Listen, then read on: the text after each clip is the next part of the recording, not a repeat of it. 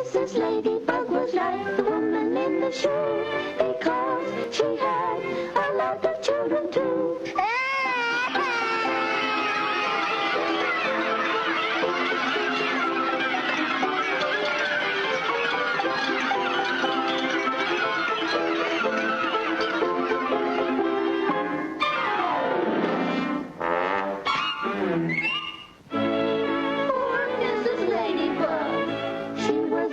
Busy cooking to keep so many fed. Then wash the dirty dishes and tidy up their beds.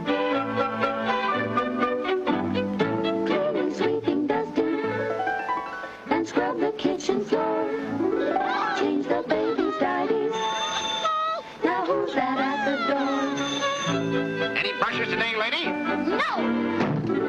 Cooking, sweeping, scrubbing, mopping, mend their clothes and darn their stockings.